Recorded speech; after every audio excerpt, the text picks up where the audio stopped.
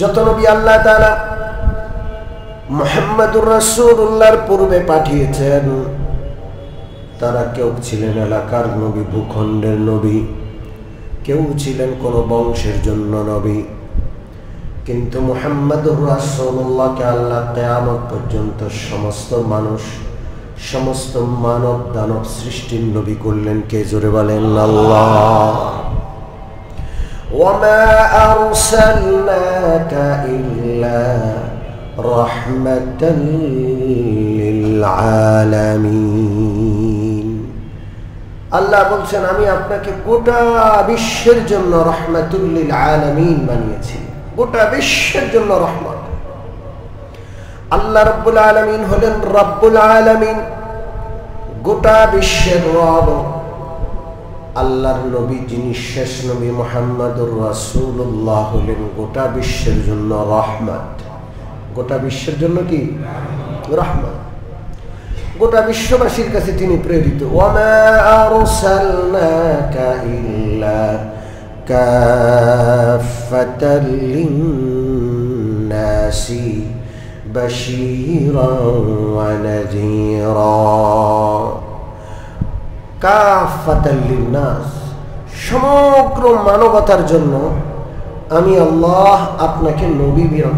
নজির আর বাশীর মানে নবী, সুসংবাদ দানকারী, জাহান্নামের ভয় দেখানে ওয়ালা, জান্নাতের আশা মানুষকে দেখানে ওয়ালা তিনি হলেন মুহাম্মদুর রাসূলুল্লাহ সাল্লাল্লাহু আলাইহি ওয়াসাল্লাম।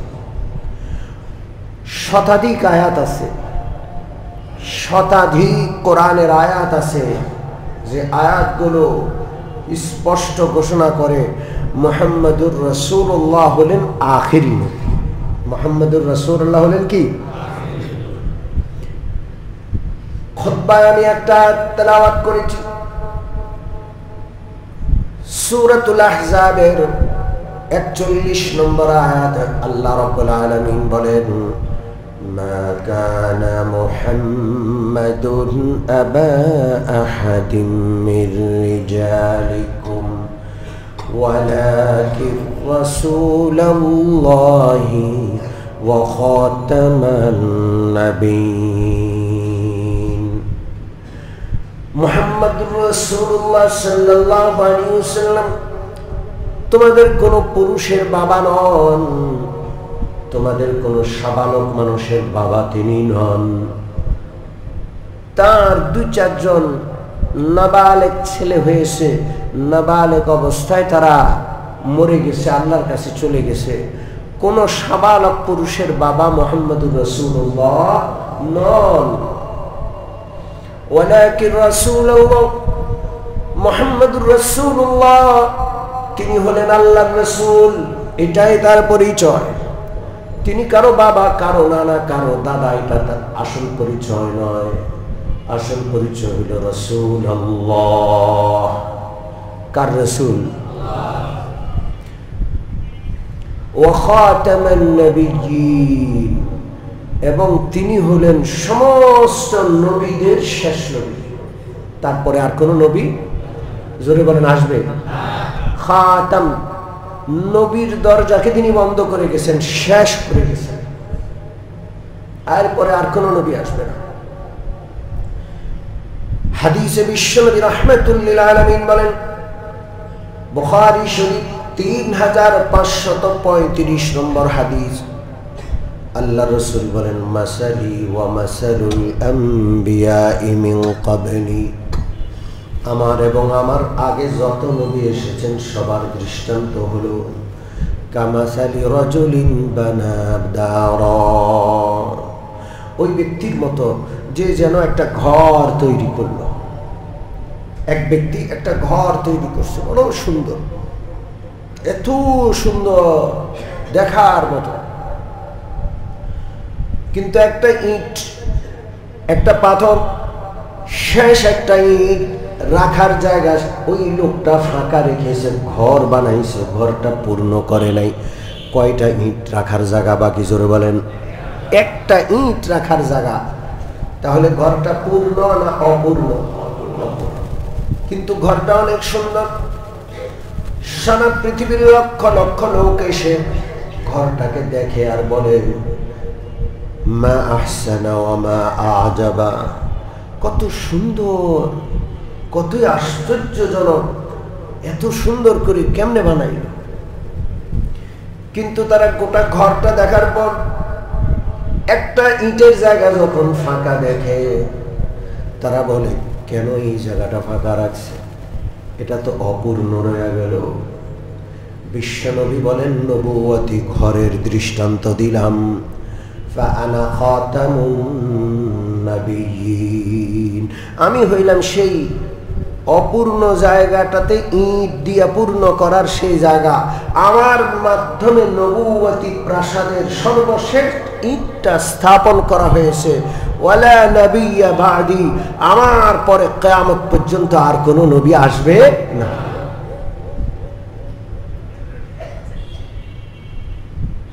তিনি শেষ নবী।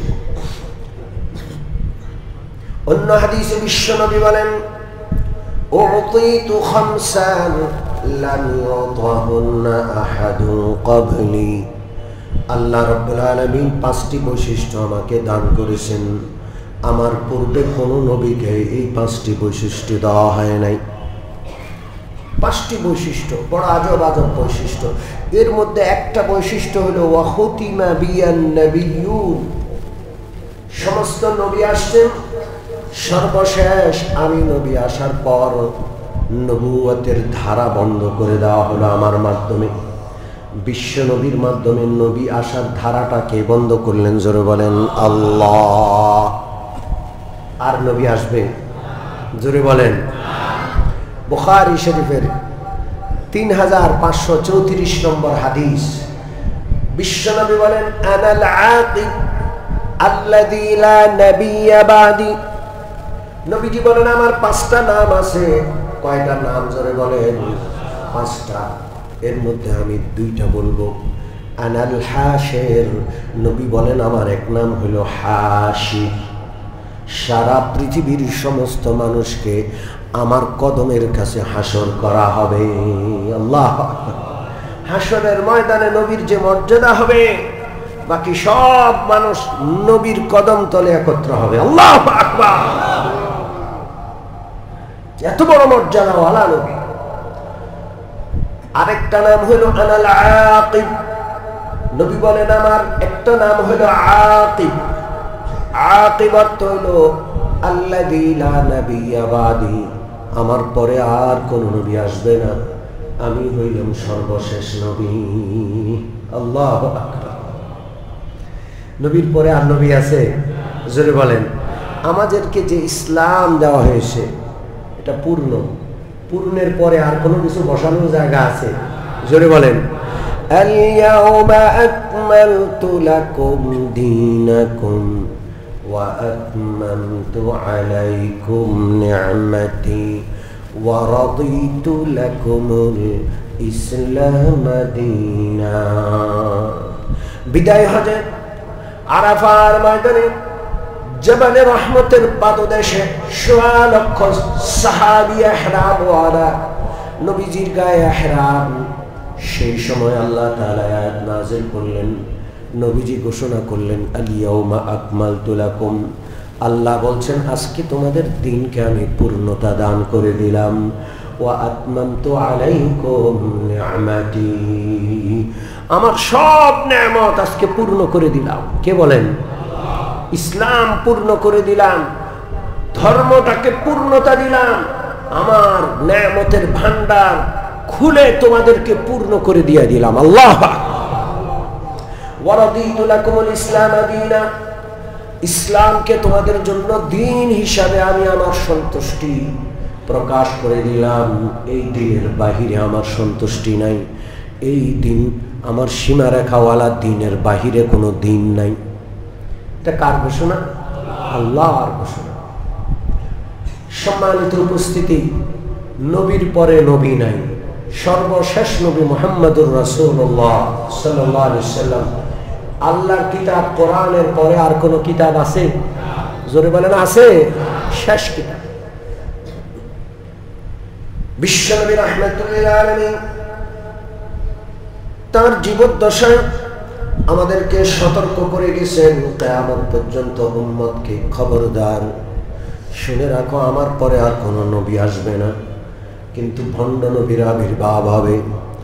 আমার পরে কমপক্ষে 30 জন বড় বড় ভণ্ড নবী দুনিয়াতে আসবে, এটা নবীজি বলেছেন।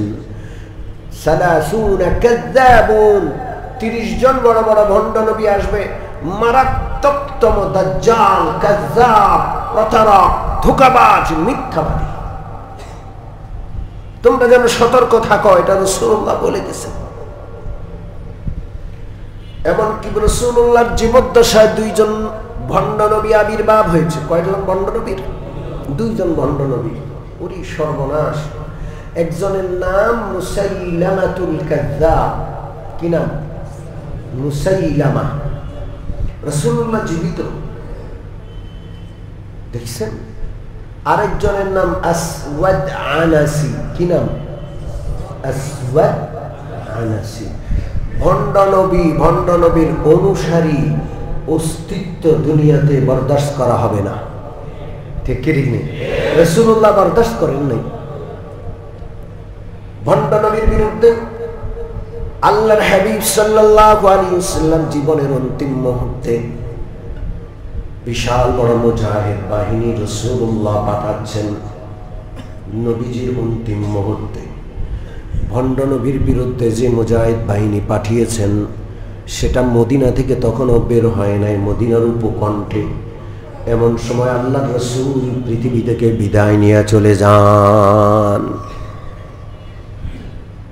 হযরত আবু বকর, হযরত ওমর সেই বিশাল মুজাহিদ বাহিনীর সদস্য। রাসূলুল্লাহ দাফন কাফন সম্পন্ন হয়। হযরত ওমর সহ কিছু সাহাবী হযরত আবু বকরকে পরামর্শ দিলেন, এই মুহূর্তে যুদ্ধ বিগ্রহে না জড়াইয়া, রাসূলুল্লাহর ইন্তেকাল হয়ে গেছে, একটু মদিনাকে মুসলমানদেরকে সামলানো দরকার।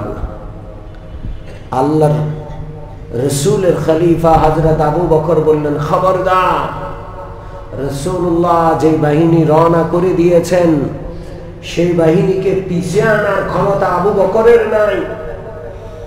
অবশ্যই রাসূলুল্লাহর বাহিনী জিহাদে যাবে, প্রয়োজনে যদি মদিনা আক্রান্ত হবে, আবু বকরের লাশ যদি ছিঁড়ে ফিরে শুকুন কুকুরে খাবে, তাও রাসূলুল্লাহর পাঠানো বাহিনী ফেরত আসবে না।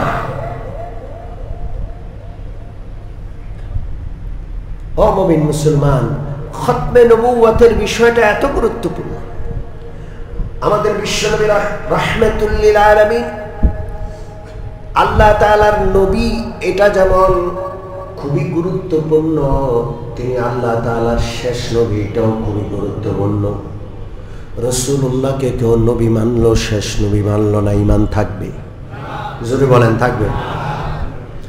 রাসূলুল্লাহর জীবদ্দশায় ভণ্ড নবী যেমন আবির্ভাব হয়েছে, রাসূলুল্লাহর ইন্তেকালের পরেও ভণ্ড নবীর আবির্ভাব হয়েছে, কি হয় না?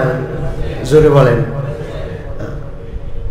এই বাংলাদেশে নবী আছে, নুরা পাগলা একটা মারা গেছে, ওইটার লাশে পোড়াইয়া মানুষ কবর থেকে উঠাইয়া আগুনে পোড়াইয়া দিস। ঠিক কি ঠিক না? কয়দিন আগের ঘটনা, মাস 2 হয়েছে। ঠিক কি ঠিক না? জোরে বলেন। সম্মানিত উপস্থিতি, কোন ভণ্ড নবী পৃথিবীতে থাকবে না, এটা রাসূলুল্লাহর ফায়সালা। আমাদের অবহেলার কারণে আমরা আমাদের দায়িত্ব পালন করছি না বিধায়।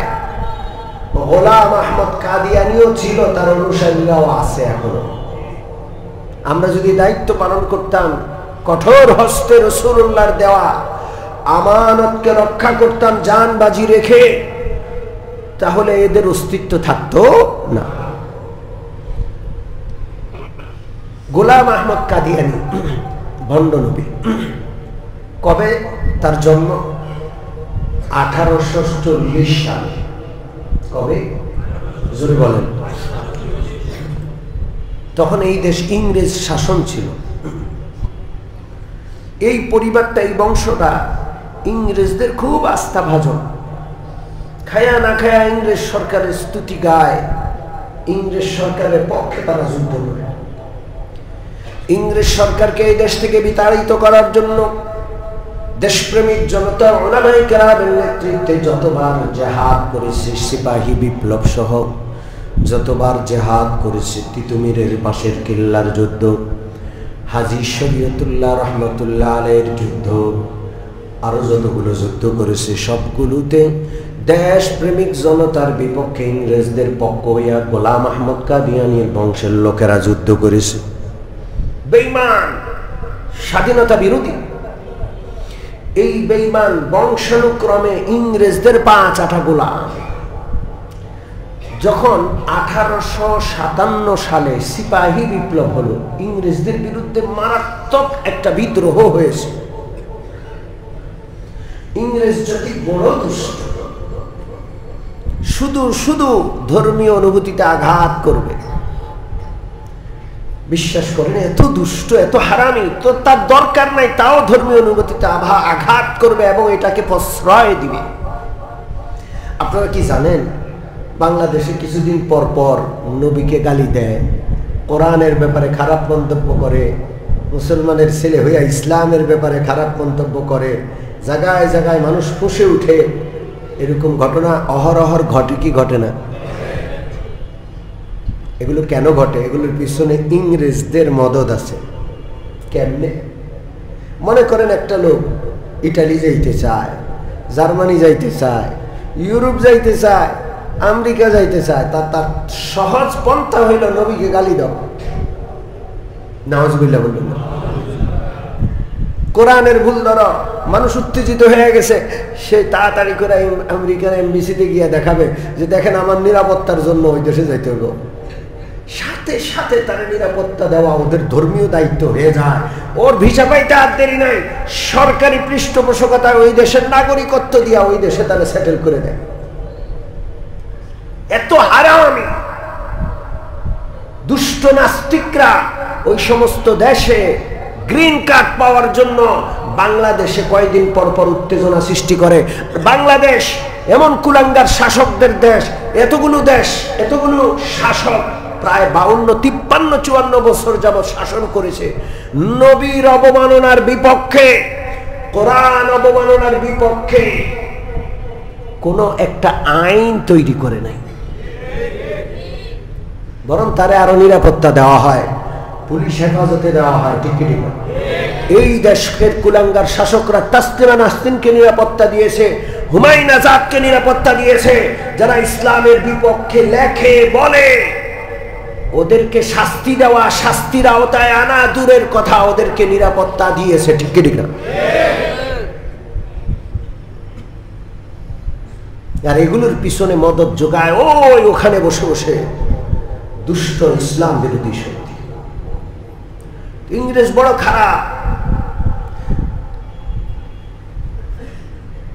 সিপাহী বিপ্লব হলো, সারা ভারতবর্ষের সমস্ত সিপাহী সাধারণ জনতা ইংরেজ সরকারের বিরুদ্ধে বিপ্লব করলো, বিদ্রোহ করলো। ইংরেজ সরকারের ক্ষমতার তখতা উল্টে যায় যায় যায় যায় অবস্থা। যখন উল্টে যায় যায় অবস্থা, এরা কিছু মুসলমান, কিছু হিন্দু গাদ্দার খরিদ করলো। এই দেশে দেশপ্রেমিক যেমন আছে, গাদ্দার আছে না নাই? জোরে বলেন। নবাব সিরাজউদ্দৌলার মতো দেশপ্রেমিক যেমন এই দেশে আছে, এই দেশে মীর জাফর, মীর কাসেম, ঘোষেটি বেগম, রায় দুর্লভদের মতো বিশ্বাসঘাতক দিয়াও এই দেশ ভরা আছে। আছে না নাই? শাস্তি না হইলে বিশ্বাসঘাতকে দেশ ভরে যাবে। দেশ ভরে গেছে দুর্নীতিবাজে, সারা বাংলাদেশ ভরে গেছে, ছেয়ে গেছে, কোনো বিচার নাই।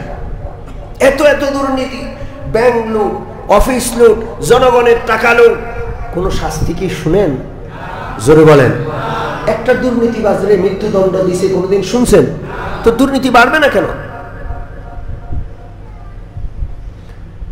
ইংরেজ সরকারের বিরুদ্ধে 1857 খ্রিস্টাব্দে যখন বিশাল বড় সিপাহী বিদ্রোহ হলো, ইংরেজ সরকার ছলে বলে কৌশলে টাকা দিয়ে পয়সা দিয়ে, পদ পদবি দিয়ে, বিভিন্ন লকব দিয়ে, উপাধি দিয়ে কিছু দেশদ্রোহী দুষ্ট চাটুকার খরিদ করলো, বেঈমান খরিদ করে এই বিদ্রোহ, দেশপ্রেমিক জনতা সিপাহী বিপ্লবের এই বিদ্রোহকে দমন করছে।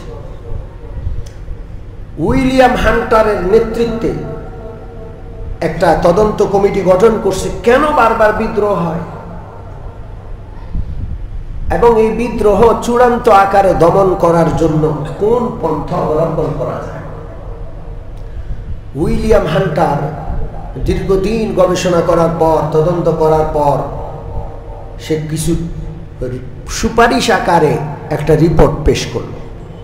এই রিপোর্টের মোটামুটি সারাংশ হলো, এই দেশে মুসলমানরা 700 বছর 800 বছর শাসন করেছে, এই জন্য এই দেশ থেকে, এই দেশের ক্ষমতা থেকে মুসলমানদেরকে পদচ্যুত করে ইংরেজরা ক্ষমতার পথ দখল করেছে, এটা মুসলমান মেনে নিতে পারে না। আর মুসলমানদের হাত থেকে কোনো দেশ নিলে সেই দেশ মুসলমান পুনরুদ্ধারে শরীয়ত মতো, ইসলামের ধর্মের বিধান মতো তাদের জেহাদ ফরজ। কি ফরজ হয়ে যায়? হিন্দু ধর্মে জেহাদ নাই, তো মুসলমানদের নেতৃত্বে হিন্দুরাও দেশপ্রেমিক, যেহেতু কিছু হিন্দু আছে তারাও জেহাদে অংশগ্রহণ করে। এখন চিরতরে এই দেশকে ইংরেজদের দখলে রাখার জন্য মুসলমানদের মধ্যে যারা জেহাদের কথা বলে আলেম ওলামা, ওদের গণহত্যা করতে হবে। 1 নম্বর সুপারিশ। 2 নম্বর সুপারিশ, এই জেহাদ নামক জিনিসটাকে মুসলমানদের অভিধান থেকে মুছে দিতে হবে। কথা কি বুঝতে পারছে? জেহাদ নামক এই ইবাদতটা কোরআন দ্বারা প্রমাণিত, কোরআনকে শেষ করে দিতে হবে। ইংরেজ সরকার সেই সুপারিশগুলো আমলে নিয়ে হাজার হাজার লক্ষ লক্ষ আলেমকে বিনা বিচারে হত্যা করেছে, ফাঁসিতে ঝুলিয়েছে। লক্ষ লক্ষ কোরআনের কপি জ্বালিয়ে দিয়েছে। আর মুসলমানদের থেকে জেহাদকে মুছে দেওয়ার জন্য তারা একজন ভণ্ড নবী তখন দাঁড় করিয়েছে, নাম হলো গোলাম আহমদ। বাড়ি হইল পাকিস্তানের পাঞ্জাব অঞ্চলের কাদিয়ান নামক এলাকায়। এই গোলাম আহমদ তার বংশানুক্রমে ইংরেজদের 5-8টা গোলাম, তার বাপ, তার দাদা সব ইংরেজদের গোলামি করে খুব বিশ্বস্ত এই বংশ। এই গোলাম আহমদকে দাঁড় করানো, সে নবী, সর্বপ্রথম নবী দাবি করলে তো কেউ মানবে না। আস্তে আস্তে সে সর্বপ্রথম অলি সাজছে। কি সাজছে? অলি। তারপরে মাহদি, ইমাম মাহদি সাজছে। হাদিসে যে ইমাম মাহদির কথা আছে, সেই নাকি ইমাম মাহদি। এর কিছুদিন পরে আমি হইলাম ঈসা, কিয়ামতের আগে যে ঈসা আসবে আমি হইলাম সে ঈসা নবী। সর্বশেষ 1901 সালে চূড়ান্ত দাবি, যেটার অপেক্ষায় সে এতদিন এক একটা দাবি করে আবার পাল্টা দাবি, আবার আরেকটা দাবি করছিল, সে চূড়ান্ত দাবি সে করে ফেললো 1901 সালে, সেই নাকি নবী এবং সে সমস্ত নবী রসুল থেকে শ্রেষ্ঠ, এমনকি মুহাম্মদুর রাসূলুল্লাহর চাইতেও মর্যাদার দিক থেকে নাকি সে শ্রেষ্ঠ নবী। তার উপর ওহী নাযিল হয়েছে, ইংরেজ সরকারের বিরুদ্ধে জিহাদ করা হারাম। আসল কথা চলে আসছে। কথা কি বুঝতে পারছেন? জোরে বলেন। এই নবীর মূল কেন্দ্র, যেখান থেকে সারা বিশ্বে কাদিয়ানি ধর্ম প্রচার করা হয়, টাকা বিনিয়োগ করা হয়, সে অফিস হলো লন্ডনে। ইংরেজদের রাজধানী কোথায়? লন্ডনে।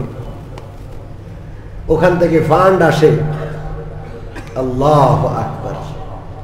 ও মুমিন মুসলমান, বাংলাদেশে crore crore, trillion million dollar বিনিয়োগ করে, এবং শুধু বাংলাদেশ নয়, পাকিস্তান, হিন্দুস্তান, বিশ্বের বিভিন্ন অঞ্চলে তারা মুসলমানদেরকে কাদিয়ানি বানায়। মুহাম্মদুর রাসূলুল্লাহর খতমে নবুয়তের বিপক্ষে এরা কাজ করে। এদের অস্তিত্ব সহ্য করা হবে? জোরে বলেন। ইসলামী হুকুমত থাকলে, ইসলামী ব্যবস্থাপনা, রাষ্ট্রীয় ব্যবস্থাপনা থাকলে এদের মৃত্যুদণ্ড কার্যকর করা হতো। ইসলামী হুকুমত নাই, আমরা প্রশাসনের উপর, আইন শৃঙ্খলার উপর হস্তক্ষেপ করি না, এটা পছন্দ করি না, এটা ইসলামও বলে না। তবে বৈধ বর্তমান রাষ্ট্র পরিচালনার যে নিয়ম কানুন সংবিধান আছে সেই হিসাবে বৈধ দাবি হলো এই ধোঁকাবাজরা মুসলমান হিসাবে নয়, কাদিয়ানি ধর্মমত নামে আলাদা ধর্ম নিয়ে তারা বেঁচে থাকুক, কিন্তু মুসলমান নাম ধারণ করে রাসূলুল্লাহর খতমে নবুয়তকে অস্বীকার করে প্রতারণার আশ্রয় নিয়ে ওদের জীবিত থাকার, ওই পরিচয় বহন করার, ধারণ করার কোনো অধিকার নাই।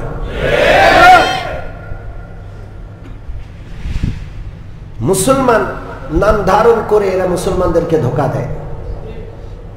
ওদের উপাসনালয়ের সামনে লেখা আছে লা ইলাহা ইল্লাল্লাহু মুহাম্মাদুর রাসূলুল্লাহ। এটা হলো প্রথম ধোঁকা। নাম রাখছে আহমদিয়া মুসলিম জামাত। কি নাম রাখছে? জোরে বলেন। আহমদিয়া মুসলিম জামাত। সব ধোঁকা। মুমিন মুসলমান সৌদি আরব, আরব রাষ্ট্রগুলো যতগুলো আছে, কুয়েত, কাতার, আরব আমিরাত, বাহরাইন সহ, ওমান সহ যত আরব রাষ্ট্র আছে, সমস্ত আরব রাষ্ট্রে কাদিয়ানিকে রাষ্ট্রীয়ভাবে মুসলমান ঘোষণা করা হয়েছে। পাকিস্তানের রাষ্ট্রীয়ভাবে কাদিয়ানি ও মুসলমান, মালয়েশিয়াতে রাষ্ট্রীয়ভাবে কাদিয়ানি ও মুসলমান, তুরস্কে রাষ্ট্রীয়ভাবে কাদিয়ানি ও মুসলমান। আমরা বড় দুর্ভাগা জাতি, কোটি কোটি নবী প্রেমিকের এই দেশে কাদিয়ানিকে মুসলমান বলে রাষ্ট্রীয়ভাবে এখনো স্বীকার করা হয়, অমুসলমান ঘোষণা করা হয় নাই। ওরা অমুসলমান ঘোষণা করা হইলে ওরা ওদের ধর্মমত নিয়ে ওরা ওদের উপাসনালয়ে থাকুক গা। আমাদের অন্তত সাধারণ মুসলমানকে ধোঁকা দিয়া কাদিয়ানি বানানোর পথটা অন্তত কি হইতো? বন্ধ হইতো। ঠিক কি ঠিক না? এই জন্য আমরা রাষ্ট্রীয় সংবিধানের আওতায় যে দাবিটা আছে সেই দাবি নিয়ে আন্দোলন করতে রাজি আছি ইনশাআল্লাহ। 1994 সালে আমি সবচেয়ে বড় সমাবেশ দেখেছি মানিক মিয়া এভিনিউতে। মাঝখানে ডিভাইডার ছিল না, সংসদ ভবনের সামনের রাস্তায় 5 থেকে 7 লক্ষ লোক সেখানে এসেছিলেন। সেই সময়ের খতিব ওবায়দুল হক রহমতুল্লাহ আলাইহির সভাপতিত্বে সারা বিশ্বের আন্তর্জাতিকভাবে মক্কা মদিনার ইমামরা পর্যন্ত এসেছিলেন। 1994 পর থেকে এত বড় বিশাল আকারে ইসলামী মহাসমাবেশ, আন্তর্জাতিক সমাবেশ খতমে নবুয়তের ভিত্তিতে হয় নাই। কালকে, আগামীকাল শনিবার সাহরওয়ার্দী উদ্যানে আন্তর্জাতিক খতমে নবুয়ত সম্মেলন আছে। কি আছে? জোরে বলেন। মক্কা মদিনা থেকে ইমামরা আসার কথা আছে, তুরস্ক থেকে, বিভিন্ন মুসলিম রাষ্ট্রের বড় বড় কর্ণধার ব্যক্তিরা, পাকিস্তান থেকে হযরত মাওলানা মুফতি তাকি উসমানী সাহেব আসার কথা রয়েছে, দারুল দেওবন্দের মুহতামিম মাওলানা আবুল কাসেম নোমানী সাহেব আসার কথা রয়েছে। সারা বিশ্বের বড় বড় আলেমরা আসবেন ইনশাআল্লাহ। আমরা যারা নবী প্রেমিক আছি, নবীকে ভালোবাসি, নবীর খতমে নবুয়তের উপর আক্রমণ যারা করছে তাদের প্রতিহত করার জন্য, ওই দুষ্টদেরকে অমুসলিম ঘোষণা করার জন্য আগামীকালের মহাসমাবেশে কারা কারা যাতে রাজি, একটু হাত তোলেন। নারায়ে তাকবীর, নারায়ে তাকবীর। হাত নামান। আমাদের মসজিদ থেকেও, প্রত্যেক মসজিদ থেকে ইমামদের নেতৃত্বে মুসল্লিরা যাবেন। আমাদের এই মসজিদ থেকেও যাবেন সকাল 8টা বাজে। কয়টা? আমরা কোন মাঠে যাবো জানি? ওইখানে মাঠটার নাম কি? আজাদ মাঠে। এখান থেকে পুরান ঢাকার মুসল্লিরা সবাই আজাদ মাঠে একত্র হবে। আজাদ মাঠ থেকে বড় মিছিল নিয়ে আমরা কোথায় যাব? সাহরওয়ার্দী উদ্যানে। জোরে বলেন কোথায়? সাহরওয়ার্দী উদ্যানে যাবো ইনশাআল্লাহ। যত কাজই থাকুক, একটা দিন নবীর মোহাব্বতে সমস্ত কাজ পিছনে ফেলে আমিও নবীর একজন উম্মতি আমার নবীর নবুয়তের উপর, খতমে নবুয়তের উপর আঘাত, আর আমি জীবিত, এই জীবনের কি দাম? রাজি আছি ইনশাআল্লাহ? জোরে বলেন রাজি আছি।